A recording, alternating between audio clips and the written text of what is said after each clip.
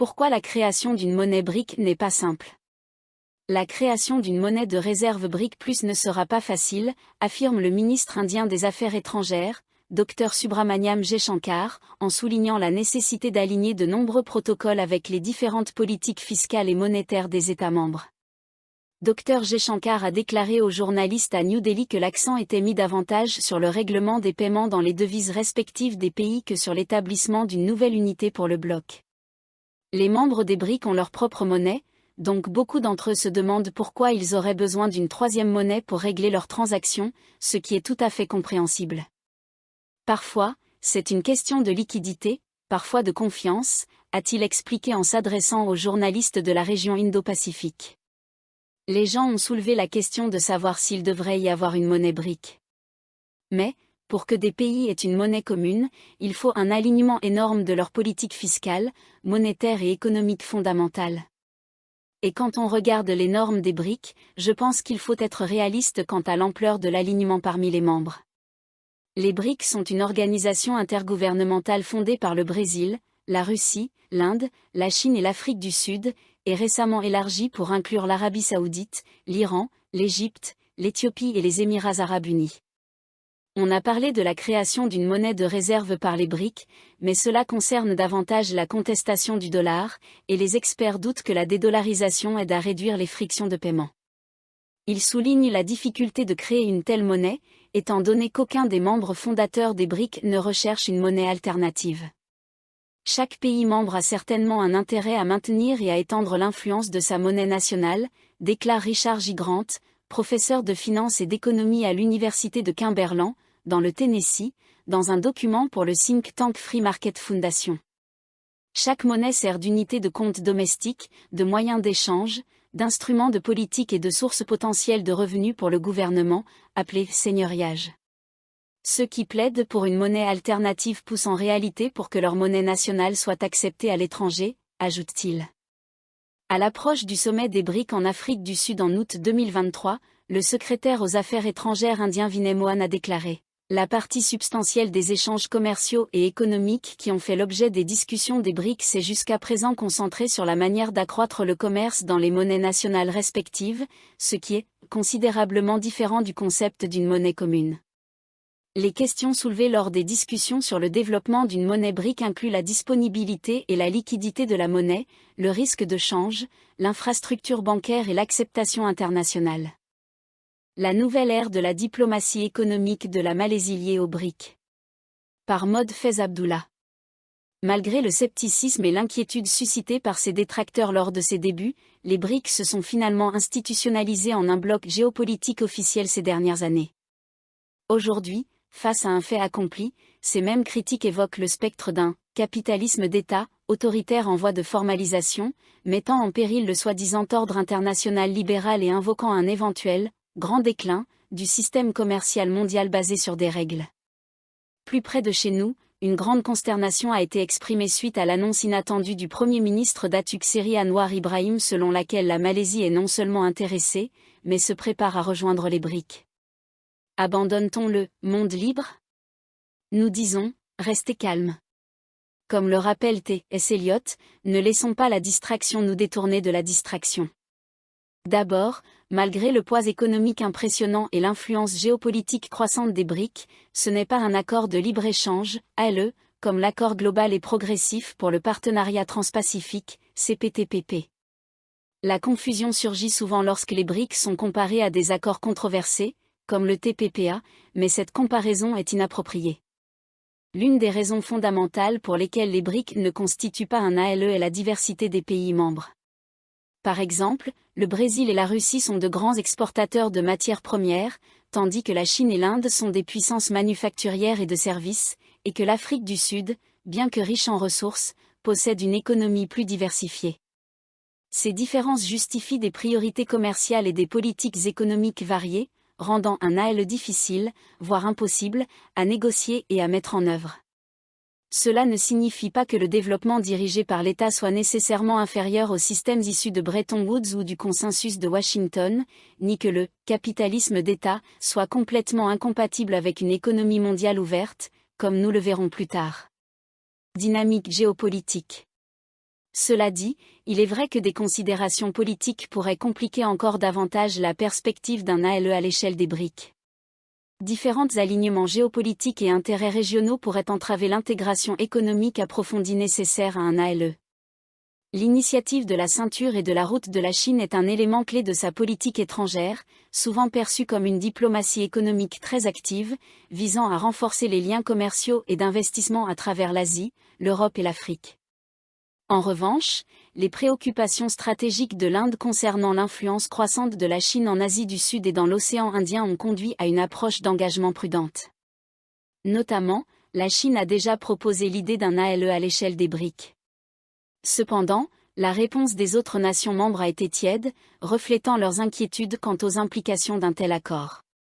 Le Brésil, l'Inde et l'Afrique du Sud, en particulier, craignaient qu'un ALE ne désavantage les économies moins industrialisées au profit de l'économie chinoise, plus industrialisée et compétitive. Réalisation et initiative des BRIC. Les BRIC ont réalisé des avancées significatives dans la promotion de la coopération économique. La nouvelle banque de développement, NDB, et le mécanisme de réserve contingente, CRA, sont des réalisations notables visant à fournir une stabilité financière et à favoriser des projets de développement au sein des pays BRIC, démontrant l'engagement à établir une architecture financière alternative au FMI et à la Banque mondiale dominée par l'Occident. La NDB se concentre sur le financement d'infrastructures et de projets de développement durable dans les pays BRIC et d'autres économies émergentes. Le CRA, quant à lui, fournit un filet de sécurité pour les pays BRIC confrontés à des pressions de liquidité à court terme, renforçant ainsi la stabilité financière du groupe. Les BRIC ont également activement poursuivi diverses initiatives pour améliorer les flux commerciaux et d'investissement. Les sommets annuels des BRIC offrent une plateforme de dialogue sur des questions économiques critiques, tandis que le Conseil des affaires BRIC facilite les échanges directs entre entreprises dans un large éventail de secteurs clés. De plus, le Forum académique des BRIC promeut l'échange de connaissances et des initiatives telles que la plateforme de commerce électronique des BRIC. Considération stratégique de la Malaisie. Faire partie des BRIC diversifiera les relations stratégiques et les liens économiques de la Malaisie, nous permettant de participer à des discussions cruciales sur la gouvernance mondiale, le multilatéralisme, la promotion du commerce et le financement du développement. Anwar a également souligné que cette démarche s'aligne sur la stratégie plus large de la Malaisie pour s'engager avec le Sud global, renforçant notre résilience sans nous éloigner des partenariats traditionnels avec le Nord global. Le spectre de l'autoritarisme et l'appréhension d'un effondrement de l'ordre basé sur des règles sont fondamentalement mal conçus. Au contraire, les BRIC jouent un rôle crucial dans la promotion de la réforme des structures de gouvernance mondiale, appelant constamment à une plus grande inclusion et représentation des économies émergentes dans les institutions multilatérales telles que le FMI, la Banque mondiale et les Nations unies. Pour la Malaisie, rejoindre les BRIC signifierait s'aligner avec un groupe qui défend les intérêts du Sud global tout en renforçant sa position dans les négociations internationales qui façonnent les politiques économiques mondiales. À long terme, cela pourrait également permettre à la Malaisie de contribuer à la création d'un ordre économique international inclusif et équitable qui reflète les intérêts des pays en développement. De plus, compte tenu du réseau saturé d'ALE de la Malaisie, il pourrait être stratégiquement avantageux de se détourner de la négociation de nouveaux ALE pour s'engager avec des regroupements régionaux éminents comme les BRIC. Les BRIC offrent une plateforme appropriée pour la facilitation du commerce et le travail de développement que la Malaisie devrait désormais privilégier, surtout puisque nous avons déjà des ALE avec tous nos principaux partenaires commerciaux, à l'exception des États-Unis et de l'Union européenne. Un ALE avec les États-Unis semble improbable, surtout si Donald Trump revenait à la présidence. Avec l'UE, c'est presque une tâche sisyphéenne, les négociations se poursuivant depuis plus d'une décennie avec peu ou pas de progrès. Des changements politiques significatifs des deux côtés seraient nécessaires pour reprendre les négociations, des changements qui feraient sans aucun doute face à une forte résistance. Étant donné ces obstacles, la Malaisie bénéficierait davantage de l'engagement dans les initiatives économiques soutenues par les BRIC. Enfin, l'économie mondiale est confrontée à de nombreux défis, du changement climatique aux disruptions technologiques. Les pays des BRIC sont à l'avant-garde pour y faire face à travers le Forum de coopération énergétique des BRIC et l'Institut des réseaux futurs des BRIC. L'implication de la Malaisie dans ces initiatives non seulement renforce nos propres capacités à traiter des enjeux similaires, mais nous offre également d'importantes opportunités de réseautage et d'échange d'idées, profitant potentiellement aux entreprises locales évoluant dans l'économie numérique et les secteurs technologiques avancés. Les BRIC constituent une coalition puissante avec une influence économique et géopolitique considérable. La diversité de ces pays membres, couplée aux complexités politiques et économiques, représente des obstacles significatifs à l'établissement d'un ALE formel. Cependant, les efforts continus de la coalition pour améliorer la coopération et promouvoir le commerce entre ses membres ne doivent pas être sous-estimés. Les BRIC ne sont peut-être pas un bloc de libre-échange, mais ils n'ont pas besoin de l'être pour avoir un impact positif sur le paysage économique mondial dans les années à venir. La candidature potentielle de la Malaisie aux BRIC représente une opportunité stratégique pour diversifier les partenariats économiques et s'engager dans une coopération économique significative. Bien que des défis subsistent, les avantages d'une collaboration avec les BRIC pourraient l'emporter sur les coûts, offrant à la Malaisie une plateforme robuste pour la croissance et le développement. La décision de rejoindre les BRIC doit être considérée dans le contexte plus large de notre diplomatie économique. En tant que pays stratégiquement situé, la Malaisie a historiquement maintenu une approche équilibrée en matière de relations étrangères, cherchant à maximiser les opportunités économiques tout en entretenant de bonnes relations avec une large gamme de partenaires. Rejoindre les BRIC est cohérent avec cette approche. Cela offre à la Malaisie l'accès à un groupe dynamique de pays parmi les plus en croissance au monde, qui sont non seulement des marchés importants pour les exportations malaisiennes, mais aussi d'importantes sources d'investissement et de collaboration technologique.